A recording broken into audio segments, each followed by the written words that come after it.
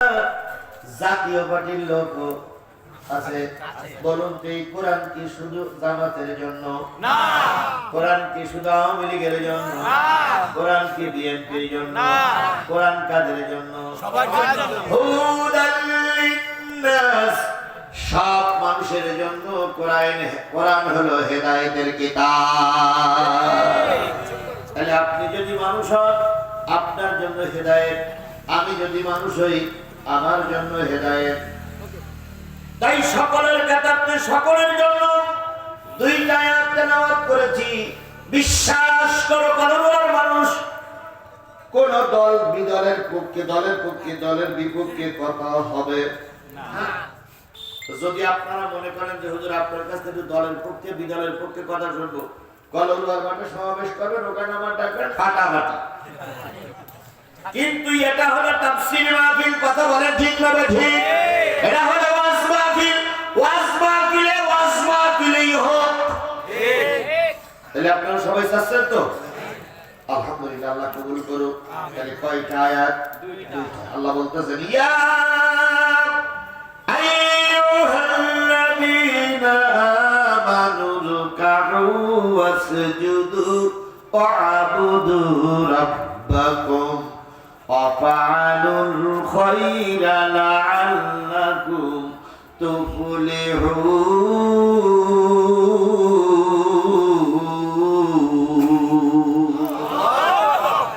ওরে তোমরা যারা ঈমান এনেছো, দাড়ি হওয়ার পুরুষ হও, আওয়ামী লীগ বিএনপি জাতীয় পার্টি যেই হও না কেন, যদি তোমরা ঈমান এনে থাকো, ঈমানদার বলে দাবি করে থাকো, শুধু শুক্রবারের নামাজও যদি পড়ো তাহলেও তুমি ঈমানদার, শুধু ঈদের নামাজ যদি পড়ো তাহলেও তুমি ঈমানদার।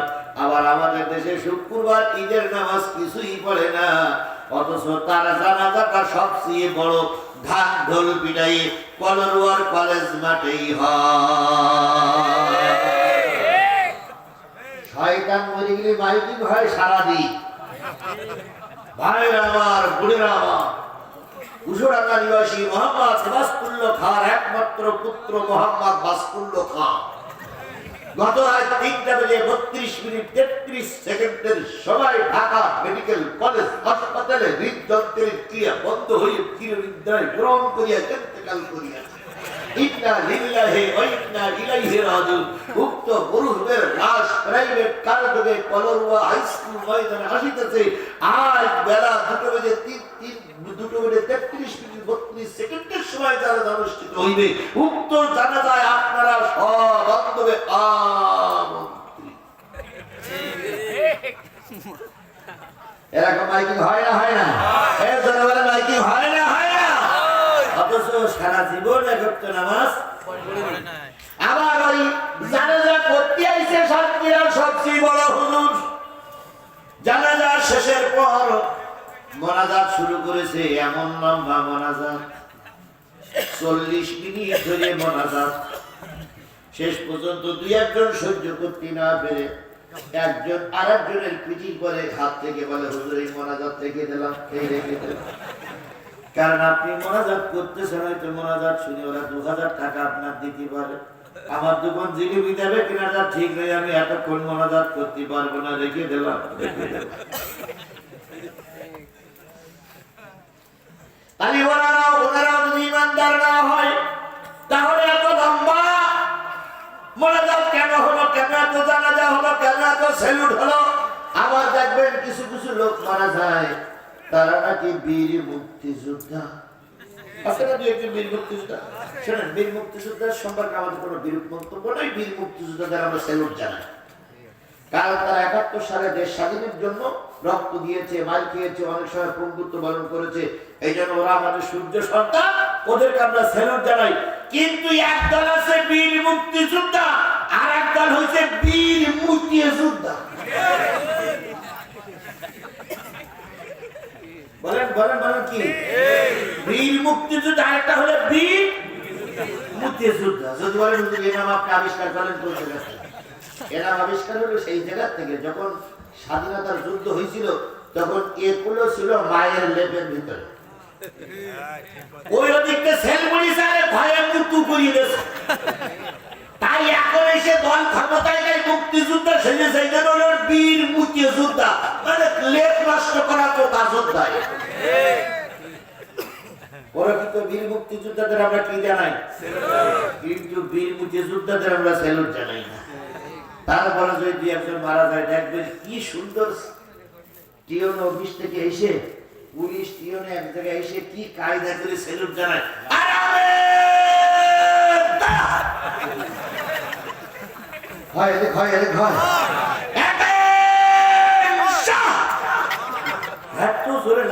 কবর পর্যন্ত নামাই, আবার কবরে রাখার আগে উপরের থেকে কয়েকজন পুলিশ ভাই, আমি একজন পুলিশের জিজ্ঞেস করলাম, ভাই এই উড়ো আওয়াজ দিয়ে কি বুঝালেন? ফেরেশতার কি ভয় দেখালেন? ফেরেশতা আমাকে নেতা যাচ্ছে খবর দিতেন উল্টো পাল্টা চলছে। তাই না, এগুলো আমাদের নিয়ম। ভাই আপনি যতই সেলুট দেন আর যতই এই করে ফায়ার করেন, সেলুট আপনি যা দেবেন তার চেয়ে জোরের সেলুট দেওয়ার জন্য ফেরেশতারা আছে। এই কথা বলেন না কেন? তুমি যত বড় সম্মানিত হও, কবরে যেয়ে দেখো এমন সেলুট পারবে কানের তারা নষ্ট করে ফেলবে। আবার উল্টো খবর যেন প্রচার করি না, আমাদের তো আপনাদের তো দোষ একরকম, শোনে একরকম, বোঝে একরকম, বলে আর হয়তো কালকে একজনেরা বলবে যে বীর মুক্তিযুদ্ধের অসম্মান করি, হুজুর এই বক্তব্য দিচ্ছে না, বলার লোক আছে না? আসলে কিন্তু বীর মুক্তিযুদ্ধ, প্রকৃত বীর মুক্তিযুদ্ধদের আমি অসম্মান করে করে কথা বলেছি, কিন্তু মুক্তিযুদ্ধের নামে তারা কলম করিয়ে দেয় আমি বলছি। কথা বলেন, কথা বলেন। ডাক্তার শফিকুর রহমান জামাতের আমির, আপনারা জামাত করেন কি কি করেন আমি জানি না। এখন ডাক্তার শফিকুর রহমান গতকালকে সম্ভবত চট্টগ্রামে মনে হয় একটা সমাবেশ করেছে। সেই সমাবেশে ওলি আহমেদকে নিয়ে বলেছেন যে ইনি ছিলেন স্বাধীনতার পক্ষে, যতগুলো লোক লড়াই করেছে তার ভিতরে সর্বপ্রথম ইনি লড়াইয়ের ডাকটা শুরু করেছিলেন। জাতির সামনে বলেছিলেন যে স্বাধীনতা দরকার। উনি বলেছেন যে ইনি আপনাদের প্রার্থী, ইনি কিন্তু স্বাধীনতার পক্ষে সর্বপ্রথম শব্দ উচ্চারণ করেছিলেন। জিয়া ছিল স্বাধীনতার ঘোষক, এটা আমরা অস্বীকার করি না। ওরে বাপ রে বাপ, সেইটা ফুলুয়ে ভাবিয়ে এদিক দিয়ে ওদিক দিয়ে রং দিয়ে সব দিয়ে ঢং দিয়ে ঢং দিয়ে কাপড় পরাইয়ে চোখ লাগাইয়ে এত কায়দায় প্রচার করতে ডাক্তার শফিকুর রহমান পৌঁছে দুর্গন্ধ হয়ে গেছে।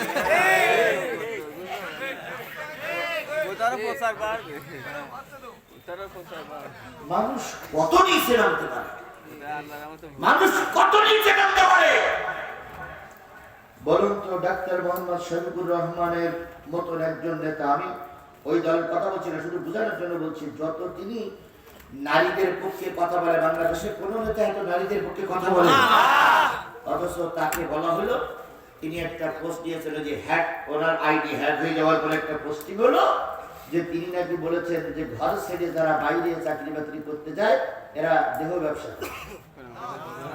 এই কথাটা বলে কত রকম নাটক হলো। সঠিক মেডিকেল বলছি, বিএনপি ভাইরা মন খারাপ করেন না, আমি সঠিক মেডিকেল বলছি না, আমি শুধু এতটুকু বলি আপনার দৃষ্টিকোণ থেকে যেটা করার দরকার সেইটা আপনি বলুন, এরা দৃষ্টিকোণ থেকে ইনি বলুন, যে যা গ্রহণ করবে করুক, নির্বাচনে যে পাস করবে তাহলে আমরা স্যালুট জানাবো।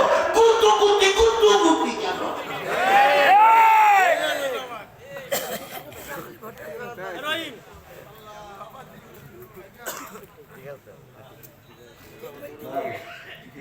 রহিমের ডাক্তার 12:30টার পর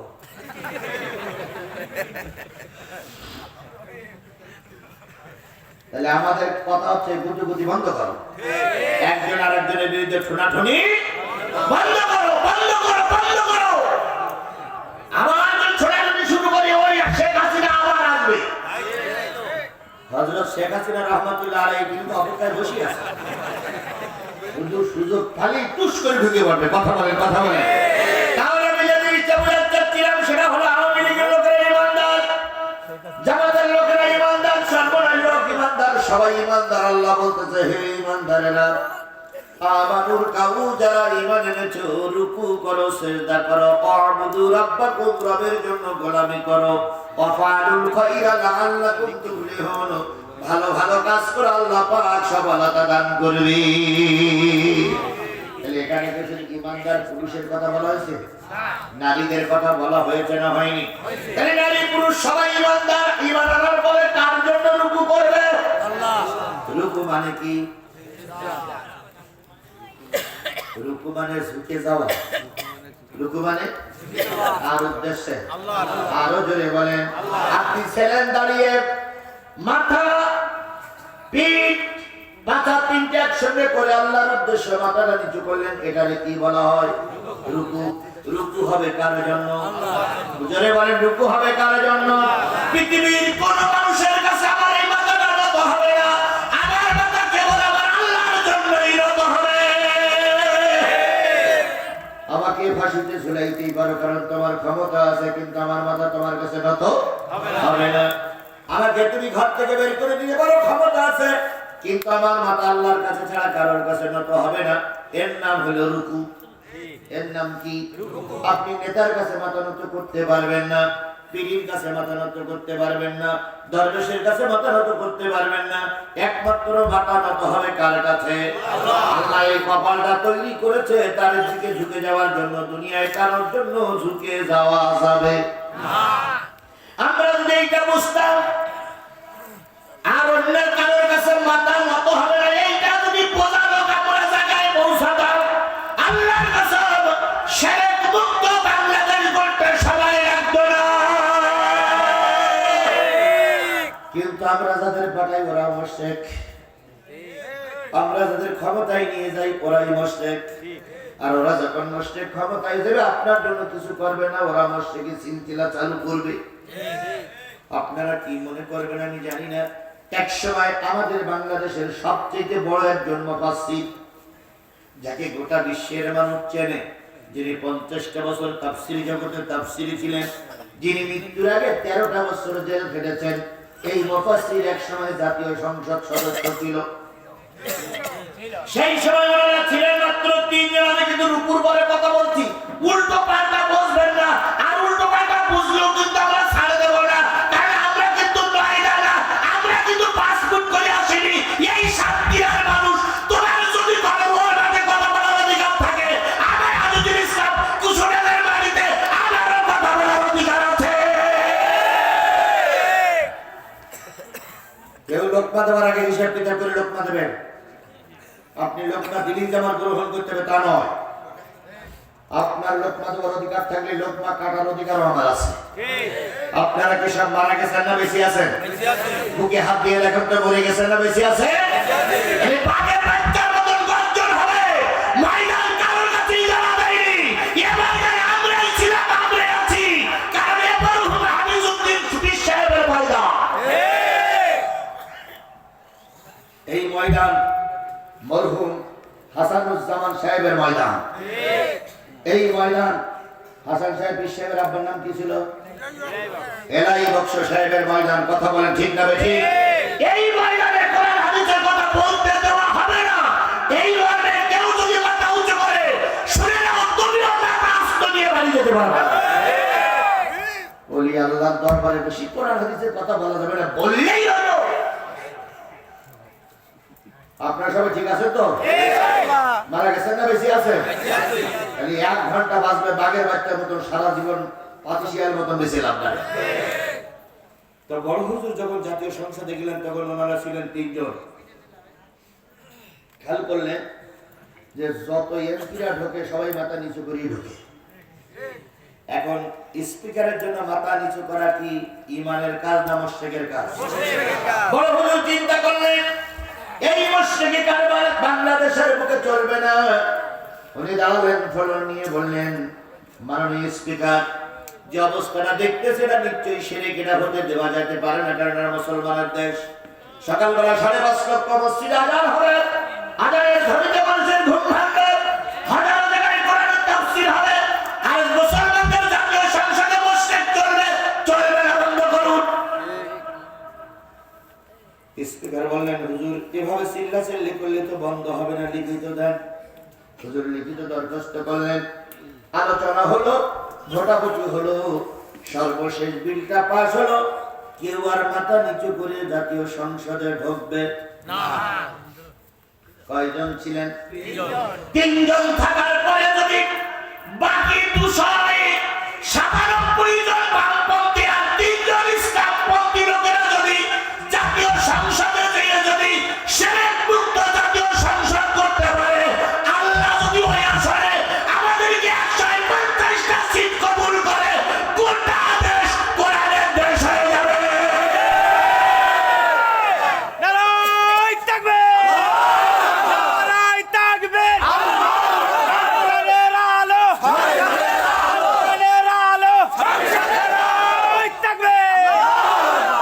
কয়জন? তিনজন যদি পরিবর্তন আনতে পারে, 150 লোক এক জায়গা হলে পরিবর্তন সম্ভব কিনা? তাহলে আমরা সেই পরিবর্তনের পক্ষে ইনশাআল্লাহ আল্লাহ আমাদের কবুল করুন।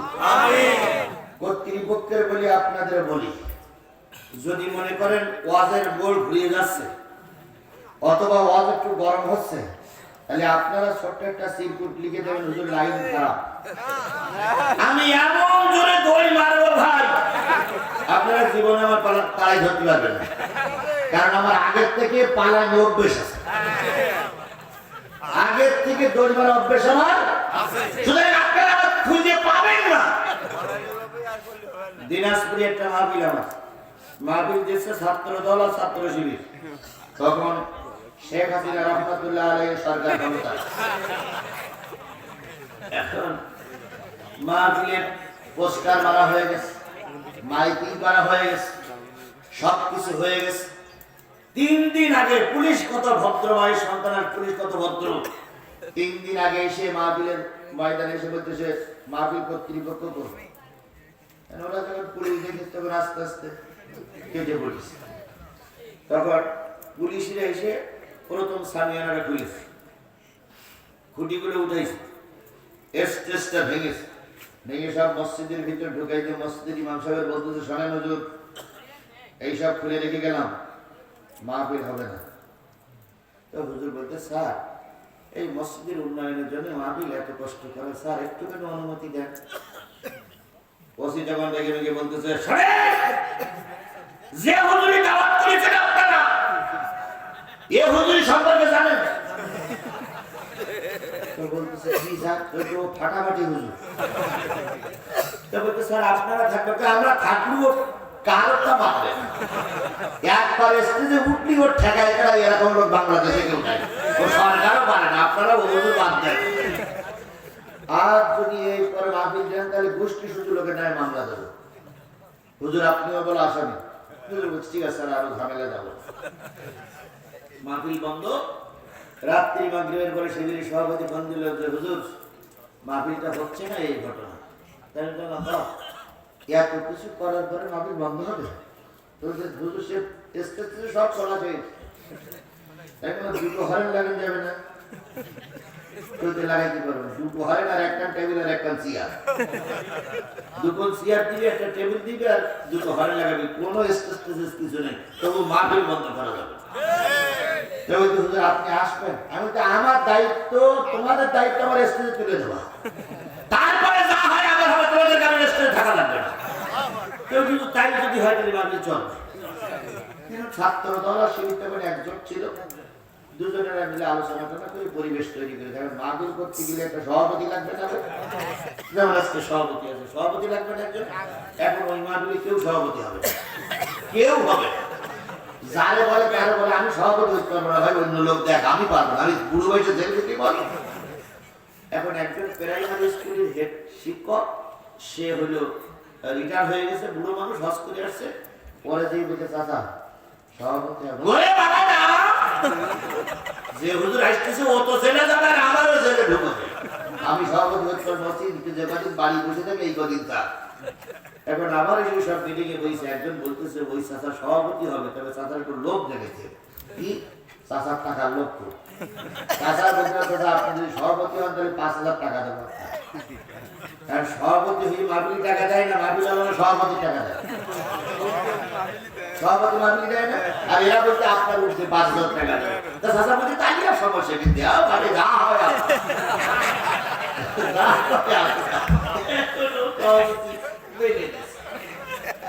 নেওয়ার পরে আমার জীবনের কথা বলছি, অন্য কোনো বক্তার অজান করছি না, আমার জীবনের কথা বলছি। এখন এইবার মাহফিলের দিনক্ষণ সব ঠিক হয়ে গেছে, আমিও গেছি। আমি আগে যেতাম ভাই, গাড়ি থাকতে এক জায়গায়, ড্রাইভার থাকতে এক জায়গায়, আমি থাকতাম এক জায়গায়, খাওয়া দাওয়া থাকতে আর এক জায়গায়, ওয়াশ স্টেট থাকতে আর এক জায়গায়, ওয়াশ করতে আর এক জায়গায়। তারা জ্বলন্ত প্রমাণ এই জায়গায় এক হুজুর বসে রয়েছে। গত 2-3 বছর না 4 বছর আগে আমি আসছিলাম, আমার গাড়ি কোন জায়গায় ছিল তেল জানে, তারপরে এসারও জানে। এখান থেকে মোটরসাইকেলে যে খেয়ে দিয়ে এইবার যাওয়ার সময় এই লোক মোটরসাইকেলে করে নিয়ে ঢাকা পর্যন্ত পৌঁছে গেল। যে বলতে হুজুর গাড়ি গাড়ি একটু পরেই না পাওয়া যাবে, গাড়ি আসলে চলে গেল। এইরকম জীবন পান করেছি।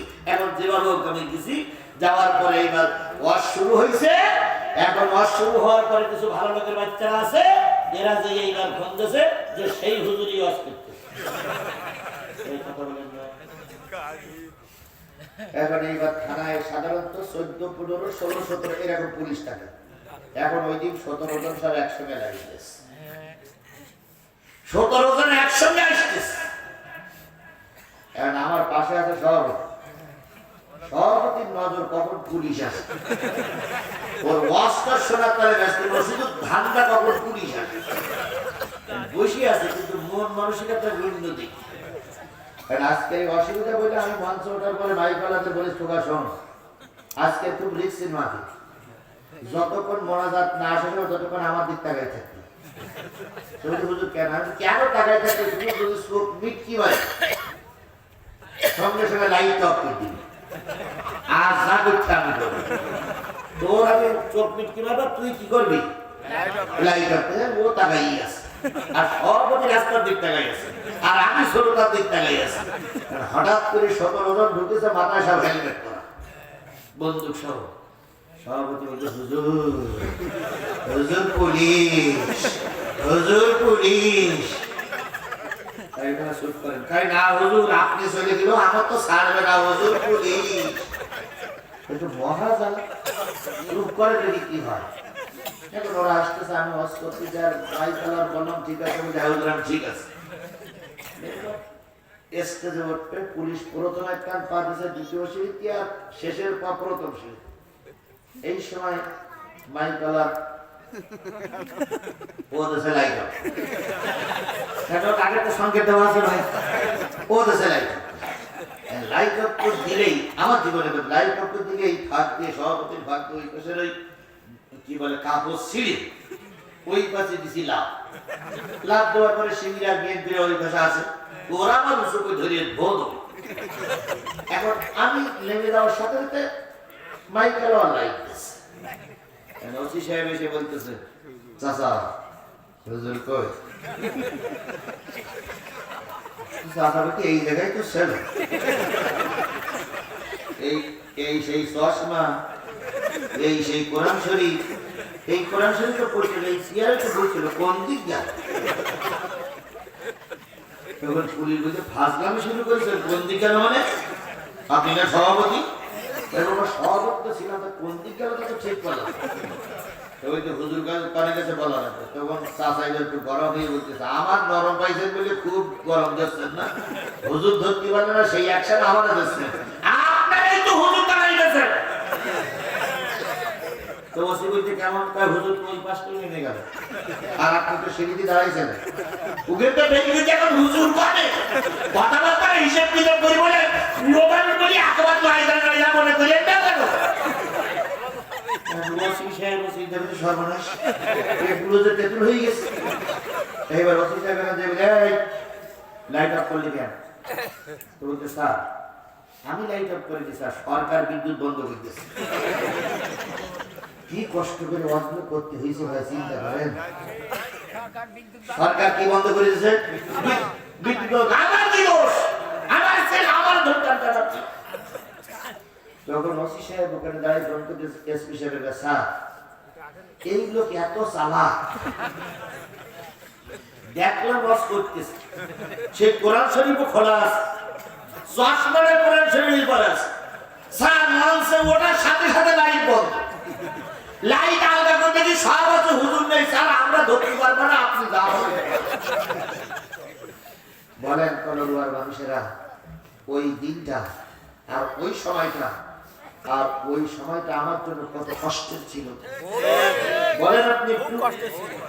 ওই দিন যদি ওরা আমাকে ধরতে পারতো তাহলে নিশ্চয়ই থানায় নিয়ে চা খাওয়াতো। কথা বলে তাহলে সেই দিনটা পার করে এই পর্যন্ত আল্লাহ আমাদের নিয়ে এসেছে। কথা বলে ঠিক না ঠিক? সেদিন ওরা সবাই ছিল আমাদের বিপক্ষে, আমার আল্লাহ ছিল আমার পক্ষে, ময়দান ছেড়ে দেয় নাই। আর আজকে যত লোক উপস্থিত সবাই আমার পক্ষে, আল্লাহ আমার পক্ষে, ময়দান ছেড়ে দেওয়ার প্রশ্নই ওঠে না। তাহলে ঠিক আছেন তো? ঠিক আছেন তো? কি একজন উঠতে হবে না, উঠতে হবে না। বসেন না, আমি 12:30 পর্যন্ত কোনো মোটা চলা চলবে না। 12:30টার পরে আমি ছেড়ে দেবো। কারণ হলো শোনেন, এখন এখানে যারাই আসছে হয় বিএনপির লোক নাই জামাতের লোক।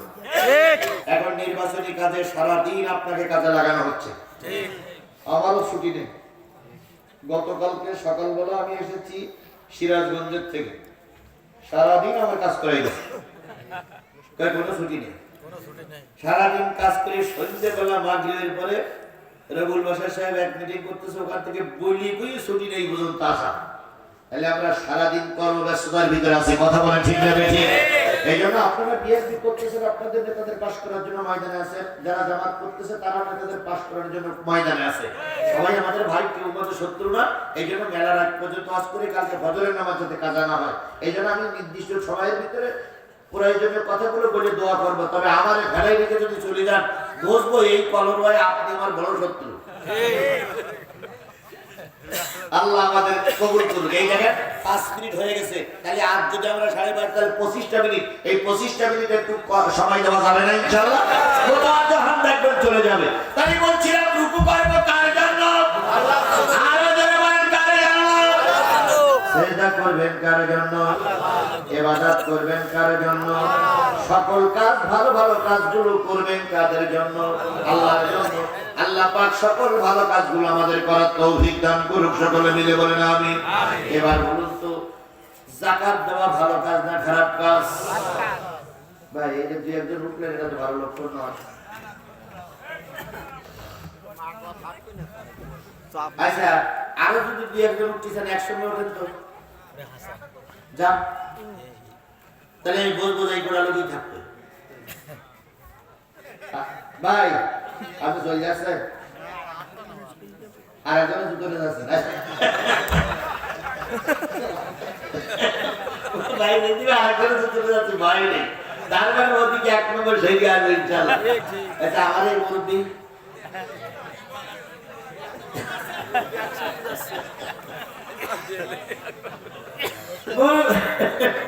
ভাই আজকে এটা দোয়ার অনুষ্ঠান না ভাই? খানপুর বিশ্বাস হুজুরকে আপনারা কতদূর দেখেছেন তা জানি না, আমি খানপুর হুজুরকে অনেক নিকটের থেকে দেখেছি। নিঃসন্দেহ সাতক্ষীরা জেলার ভিতরে উনি একজন আল্লাহর ওলি ছিলেন।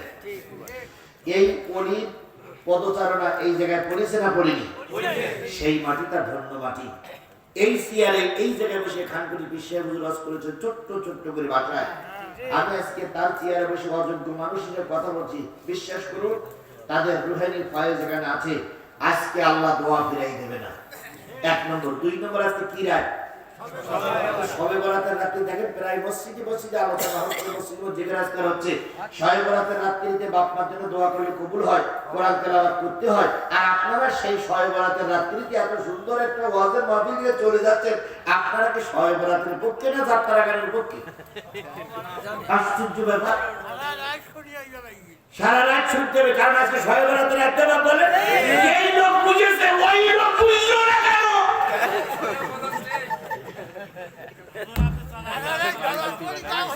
আমার ভাইরা, ওয়াফারুন খায়রা লাআল্লাকুম তুফলিহুন। ভালো ভালো কাজ করো, ভালো ভালো কাজ করলে কি আসবে? সফলতা আসবে। এবার বলুন তো, বিয়ে করা ভালো কাজ না খারাপ কাজ? কেন? বিয়ে করলে কি হয়? বাচ্চারা আরেকটা জিনিস দেখা যায়, ওরা তো বলতেছে না লজ্জার কারণে। বিয়ে করলে বউ দেখা যায়, বউর মুখ দেখা যায়, ঘন্টা দেওয়া থাকে বউ, ওই বউর মুখ দেখা যায়।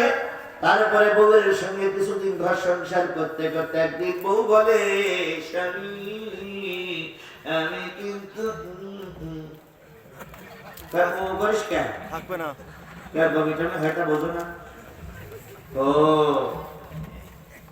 তবু কথা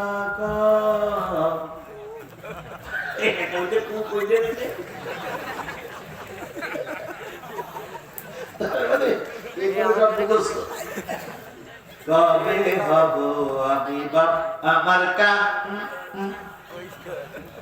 তাহলে বিয়ে করলে কি হয় বই মুখ দেখা যায় সন্তান হয় কথা বলে ঠিক না বা ঠিক এখন বিয়ে করলে কি সন্তান হয় কয়দিন দেরি করা লাগে কমপক্ষে যদি বিয়ের রাত্রেই যদি সন্তান পেটে যায় তবুও 10 মাস অপেক্ষা করা লাগে কথা বলেন ঠিক না বে ঠিক তাছাড়া বিয়ে করলেই সন্তান হয় না এবার আমাদের সমাজের দুটো নিয়ম চালু আছে বিয়ে করলেও সন্তান হয় না করলেও সন্তান হয় না করলেও সন্তান হয় না অনেক অনেক মহিলারা বিয়ের আগে মা হয় না তাহলে ওটাও মা এটাও মা এটা বিয়ে করার পরে না আর ওটা বিয়ে ছাড়াই বলেন তো বিয়ে ছাড়া যদি মা হয় ওটা কি বৈধ মা না অবৈধ মা বিয়ে ছাড়া যদি সন্তান হয় ওটা অবৈধ সন্তান না বৈধ সন্তান আর বিয়ে করার পরে 10 মাস 10 দিন পরে নির্ধারিত সময় বাসন করার পরে যদি বাচ্চা হয় সেটা হয় বৈধ আমার দেশে 2 রকম ভোট হয় একটা হয় বৈধ ভোট আর একটা হয় অবৈধ ভোট বিয়ে করার পরে যদি মা হয় তাহলে সেটা হয় বৈধ মা দিনক্ষণ ঠিক করে ভোট কেন্দ্রে যেয়ে কর্মীদের ভোটে যদি নেতা বেরিয়ে আসে ওই নেতা হয় বৈধ নেতা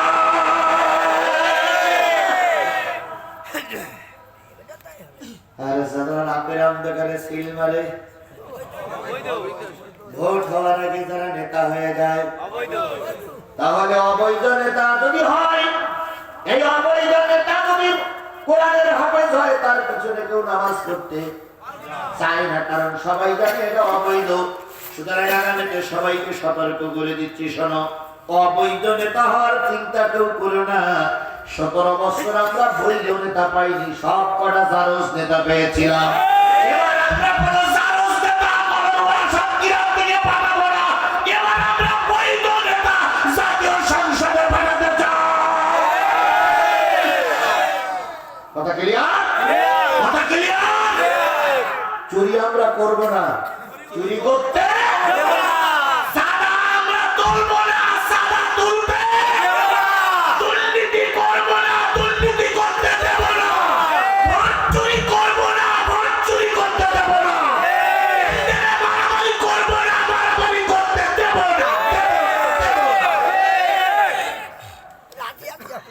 সকাল সকাল আমরা যাই সেজে গুজে বসে থাকবো আগের দিন রাত্রি দিয়ে বসতে বৈধ কায়দায় যারা যারা যাবে বৈধ কায়দায় বেরিয়ে আসবে অবৈধ কায়দায় যারা নেতা যদি কেউ তৈরি করতে চাও শেখ হাসিনার আমল বাদ দাও এটা ডক্টর মোহাম্মদ ইউনূস সরকারের আমল কথা বলে ঠিক না ঠিক যত রক্ত পড়ুক যত কষ্ট হোক যত মামলা হোক আর যত আমাদের সমাজে বেরিয়ে আসুক কোন অবস্থায় ভোট কেন্দ্রে বিশৃঙ্খলা করতে দেব না তৈরি আছেন তো সবাই বিএনপির ভাইরাও তৈরি থাকবেন জামাতের ভাইরাও তৈরি থাকবেন আপনারা ভোট কেন্দ্রে যাবেন স্বাধীনতার সঙ্গে ভোট দিবেন যারে খুশি তারে দেবেন ভোট গণনার সঙ্গে প্রিজাইডিং অফিসার যার নাম ঘোষণা করবে আমরা তাকে স্যালুট জানাবো আমরা কোন্দল মারামারি করতে চাই না কথা বলেন কিন্তু একদল লোক আছে ঘোলা পানিতে মাছ শিকার করার জন্য চেষ্টা করছে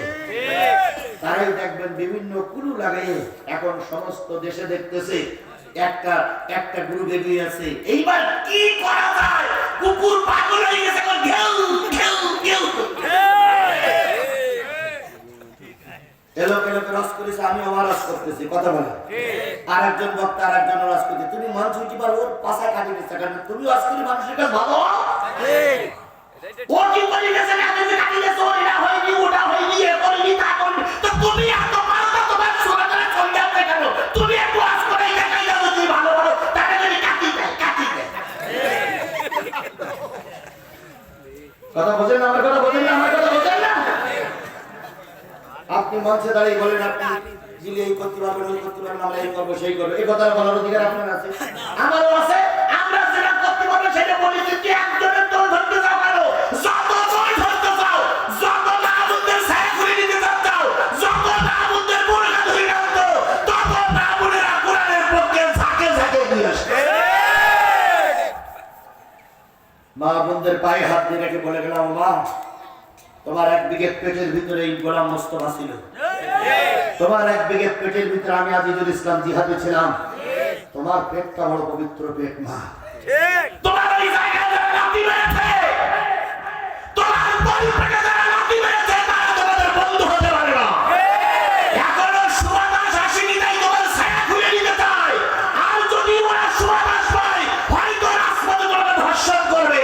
এই যে সিদ্ধান্ত নিতে হবে, তোমার ইজ্জত বাঁচানোর জন্য কার পক্ষে থাকবো, ওই সিদ্ধান্ত তোমাকেই নিতে হবে।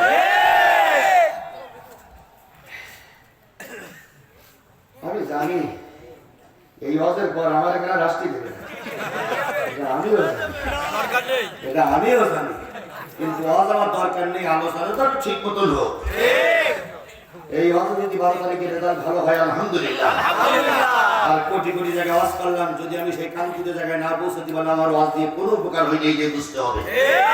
সুতরাং সিদ্ধান্ত আপনার, কথা বলার অধিকার আমার, কথা বলে ঠিক না বেঠিক? আমি 1 নম্বর আয়াত আর যাব না, কষ্ট পাচ্ছেন আপনারা? 2 নম্বর আয়াতটা কথা বলবে, একটু বলবো। ওয়াজাহিদু ফিল্লাহি হাক্কা জিহাদি হুয়া সাতাবাকুম ওয়া মা জাআলা আলাইকুম ফিদ-দীনি মিন হারাজ।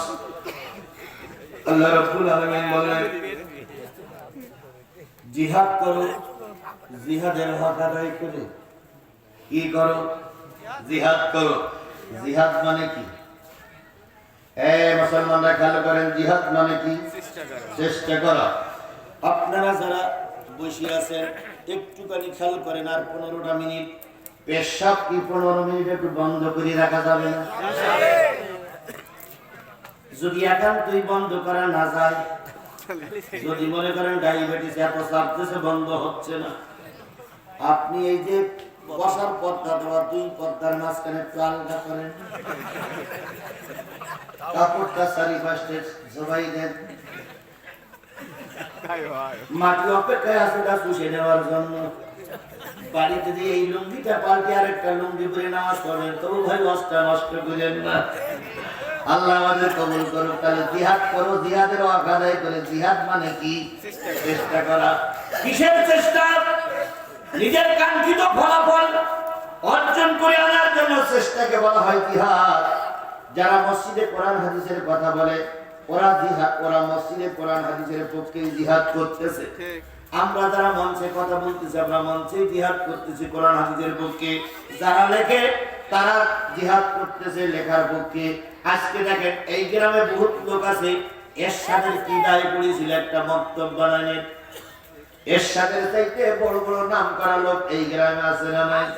তাদের মাথার ভিতরে ওটা ঢুকিনি, যেমন একটা বক্তব্য বানাতে হবে, এখানে ছেলে মেয়েরা আরবি শিখবে, আরবি শিখে লেখাপড়া শিখে কোরআন শিখবে, এটা তার একটা জিহাদি কাজ চলছে। কথা বলেন, আগামী নির্বাচনে আপনি আপনার পক্ষের লোকের জিতায় আনার জন্য রাত দিন 24 ঘন্টা কষ্ট করতেছেন, এটাই সবাইয়ের জন্য উত্তম জিহাদ। এটা উত্তম জিহাদ এখন এই সময়ের জন্য। আল্লাহ বলতেছে শুধু জিহাদ করো না, জিহাদের মতন জিহাদ করে একটুখানি করে বেরিয়ে আসবা। একজন তোমার কথা দিল কিংবা একজন তোমার বিরুদ্ধে কথা বললো, তুমি ঘরের দরজা দিয়ে পালালে, ওটা জিহাদের অংশ নয়। ও মা, তুমি জিহাদের অংশ হিসেবে দিনের দাওয়াত দিতে গেছো, এখন একজন বলেছে এখানে এসো না, ভাইরা যদি পলাই এসো তাহলে তুমি কাপুরুষ, তুমি একজন কি বলে নারীদের কি বলে না, নিজেরা হলো ওই বোঝা গেল ভয় ভীত নারী। তুমি একজন পুরুষ ময়দানে কাজ করছো, একজন ধমক দিলে এই গ্রামে আনবা না, তুমি এই গ্রামে যাওনি, তুমি কাপুরুষ। যে গ্রামে নিষেধ করবে সেই গ্রামে ডবল কি দেখতে হবে। তুই নিষেধ করলি কেন? আগে রাস্তাটা একবার, তুই নিষেধ করিস তার জন্য হয়েছে আর একবার, দিনে দুবার। যদি বলে কালকে তো নিষেধ করবে, কালকে নিষেধ করেছি সেই জন্য হয়েছে একবার, আর আমি প্রতিদিনকার রুটিন পালন করি একবার, ডবল আসলাম। ও দ্বিতীয় দিন আর আপনার সামনেও আসবে না। তাহলে জিহাদের হক আদায় করে জিহাদ করতে হবে, এই জন্য তোমাকে আল্লাহ তৈরি করেছেন, এমনি এমনি তৈরি করেনি। জিহাদের হক আদায় করে জিহাদ করতে হবে। এখানে যতগুলো লোক আছে একটা ছোট্ট কথা বলে বিদায় নেই। আল্লাহ রাসূলের যুগ, মদিনার প্রেসিডেন্ট আল্লাহর নবী এখনো পর্যন্ত মদিনায় ভালো এস্টাবলিশ হয়নি। সেই সময় আল্লাহ রাসূলের বিরুদ্ধে একজন কবিতা লিখলো, রঙ্গিলা রাসূল বলে একটা কবিতা লিখলো। যেই ব্যক্তি কবিতা লিখেছিলেন তার নাম হলো কাব ইবনে আশরাফ। কি নাম? এই কথা বলেন, কি নাম? যুবক, এই যুবকরা, তোমাদের জন্য এইবার কথা বলবো, তোমরা চলে যাচ্ছ। এইবার তো হবে আসল।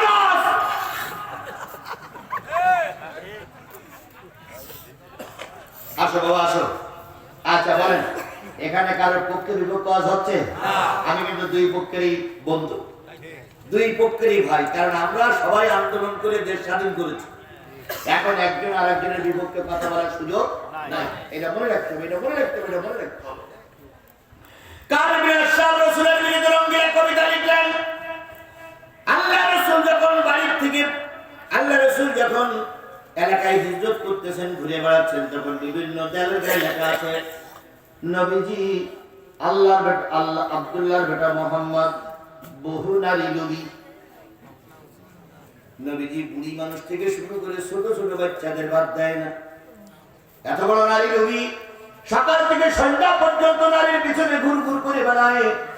সারা রাত নারীদের যৌনাঙ্গের দিকে তার আকর্ষণ থাকে। এই লোকটা খুবই ভণ্ড এবং প্রতারক। যখন রাস্তা দিয়ে রাসূল একা হাঁটে, তখন সবাই বলে এই সেই নারী নবীরা যাচ্ছে, এই সেই ধর্ষণকারীরা যাচ্ছে। এভাবে করে রাসূলের বিরুদ্ধে বহুত লোক বহুত কথা বলে।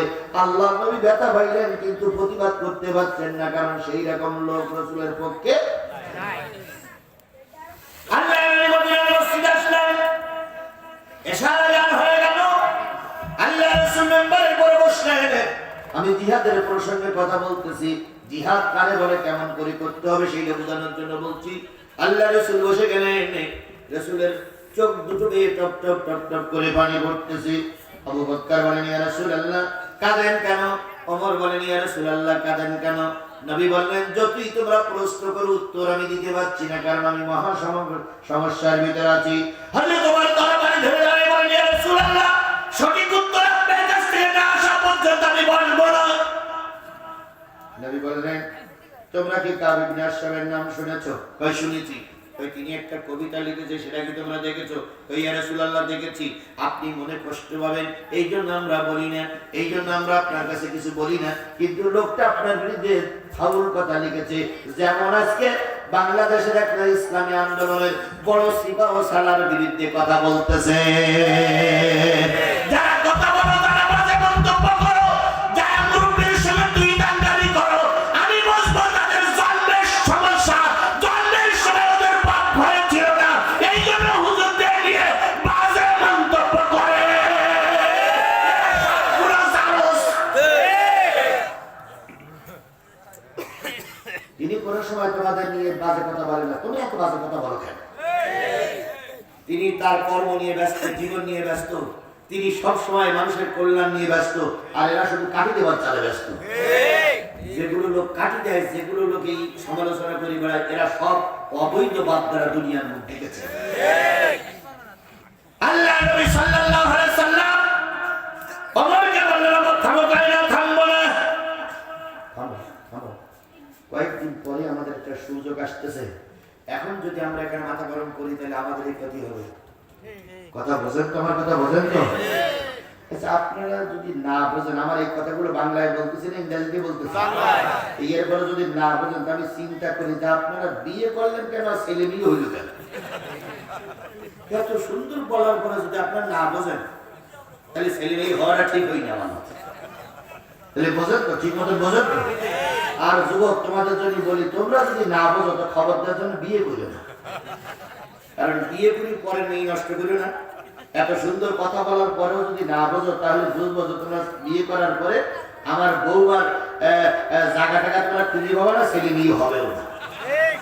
ওটা যদি ঠিক পাও, এটাও তোমাদের ঠিক পেতে হবে। কথা বলেন, কথা বলেন, কথা বলেন। আচ্ছা, আমি তো বাংলায় বলতেছি নাকি?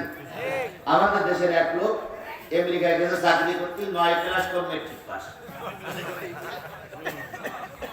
কয় ক্লাস কম? 9 ক্লাস কম। এখন ওখানে যেয়ে অনেকদিন চাকরি বাকরি করে নাগরিকত্ব পাইছে। নাগরিকত্ব পাওয়ার পর ফুটপাতে একটা বাসা করে ও রাত্রে ডিউটি। ভোরবেলা এসে দেখে চোর এসে বাসা বাড়ি বেড়া টেড়া সব কেচি মান মাত্রা নিয়ে চোর চলে গেছে। এখন ভাই কোনো বিপদে পড়লে আগে ফোন করতে হবে কার কাছে? চিরফোন নাই, পুলিশের কাছে ফোন নাই, পুলিশের কাছে ফোন দিয়েছে বাঙালি। কয় ক্লাস কম? ঠিক পাস? 9 ক্লাস কম। ফোন দিয়েছে, hello hello police station, hello তো পুলিশ বলছে ইয়েস হ্যালো। তো বাঙালি বলছে স্যার ইয়েস স্যার, কাকিন্দা বাসের বেড়া ঢুকিন্দা চোর স্যার, লুইন্দা আসবাবপত্র কুইন্দা চোর। এসে বলেন তো এটা ইংরেজি না বাংলা? কুসকুস আরবি, কুসকুস ইংলিশ, কুসকুস বাংলা। কাকিন্দা বাসের বেড়া ঢুকিন্দা চোর, লুইন্দা আসবাবপত্র কুইন্দা চোর।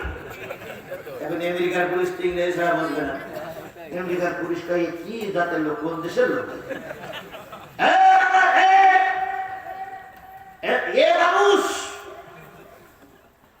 তোমার ভাষাটা ইংরেজি না বাংলা?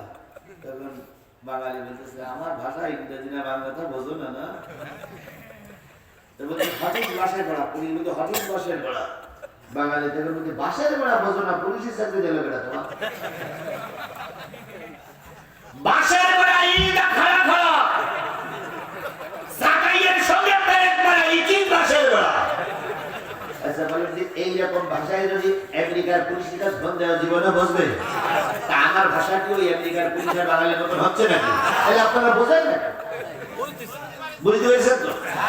এই তাহলে লাইন আমার ভাইরা অমরকে থামাই দিলেন, কিন্তু নবীর 2 চোখের পানি এখনো থামে না, কারণ নবীর বিরুদ্ধে একটা বাজে কথা বলেছে।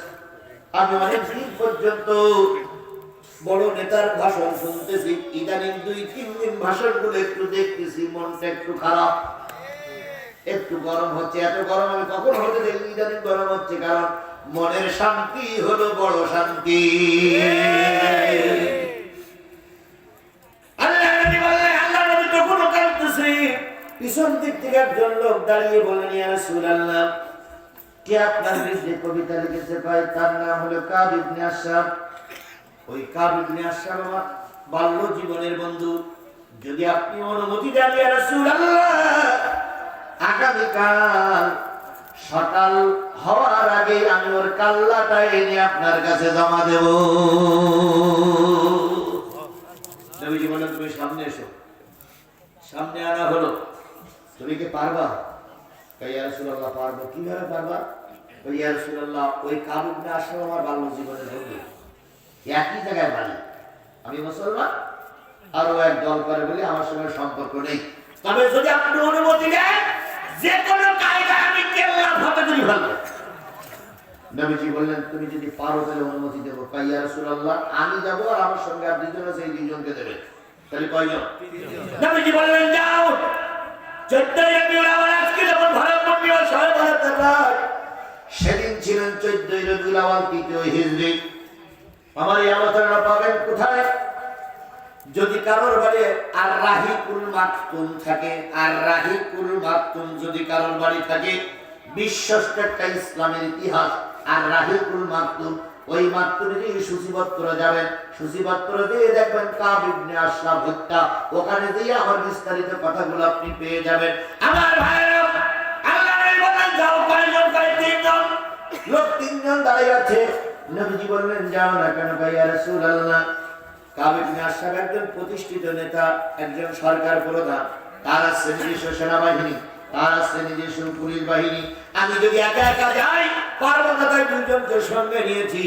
এখন যুদ্ধ করতে গেলে 3 কাঠ তরবারির দরকার, আমাদের তো তরবারি নাই।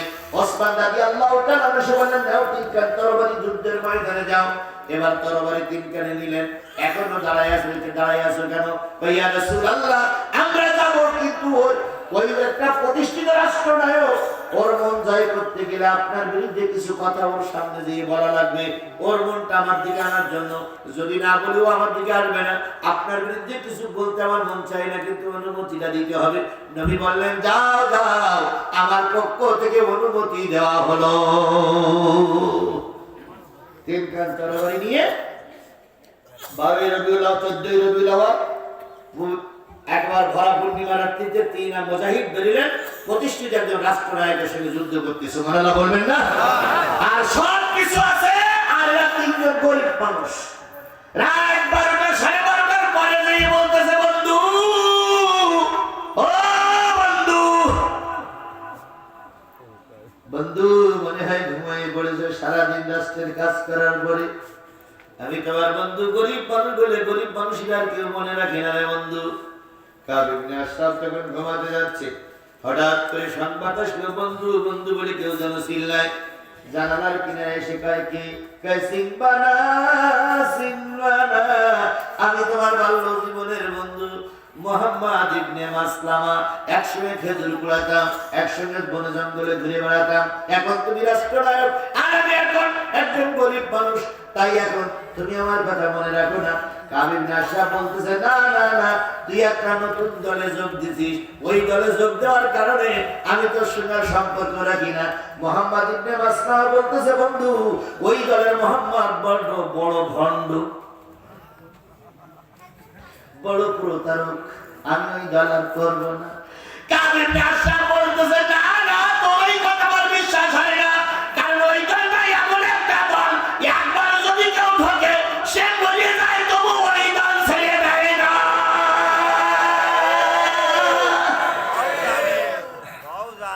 এরকম একটা দল আমাদের দেশে আছে? আছে।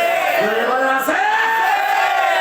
এদিক থেকে ওদিক যায়, ওদিক থেকে এদিক আসে, উপর থেকে নিচে যায়, নিচের থেকে উপরে আসে। কিন্তু ইসলামী এমন একটা দল বাংলাদেশে আছে, ও জীবন যৌবন সব যাবে, কিন্তু ওই দল থেকে আর বেরিয়ে আসবে না। এরকম একটা দল বাংলাদেশে আছে। ওই মজবুত দলটার একটা কর্মী আপনাকে যাতে কবুল করে, সকলে মিলে বলেন আমিন। ওই দলটার নাম আমি পরে বলে যাব। আমরাও জানি। জানেন না? ইয়েস, আকলমান ইশারাই ভাষা।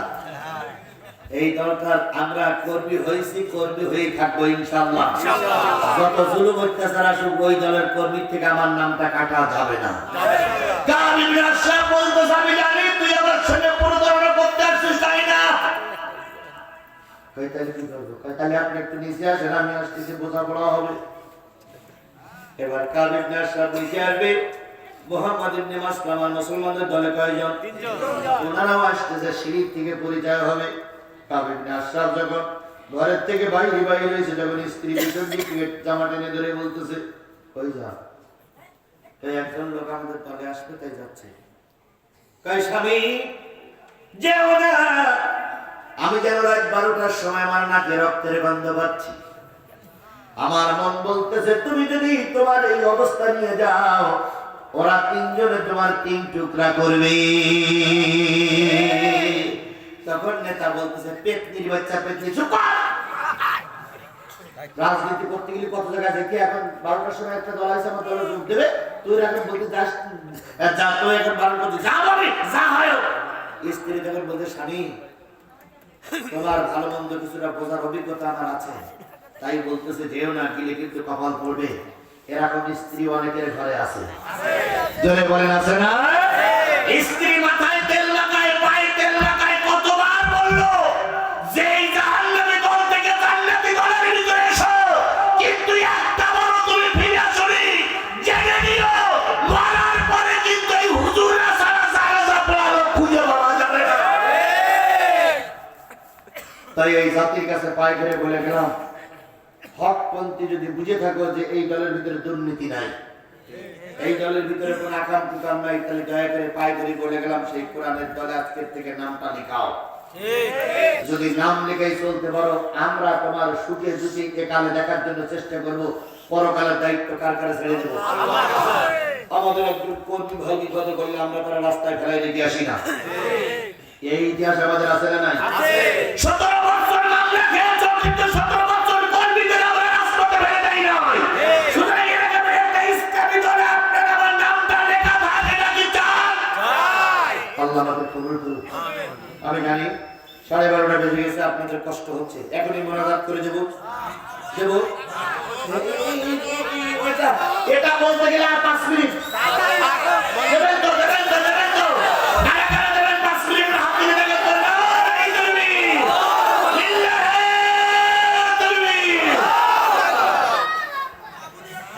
আচ্ছা ওরে বাবা মাহবুবি পয়েন্টে পয়েন্টে যাচ্ছে কাব ইবনে আশরাফ আসতেছে বাধা দিচ্ছে কে স্ত্রী এইবার আসবে আসার পরে সর্বশেষ কি হবে 5 মিনিটের ভিতরে শেষ করব আমি আপনাদের কাছে 1 2 3 আর আমরা উপরে আছি এক গ্রুপ 4 গ্রুপ লোকের কাছে একটুখানি আমি একটা ছোট্ট একটা প্রশ্ন করব উত্তর দেবেন ঠাস ঠাস করে আপনারা যারা এখানে বসে আছেন পকেটে কি 20টা টাকা আছে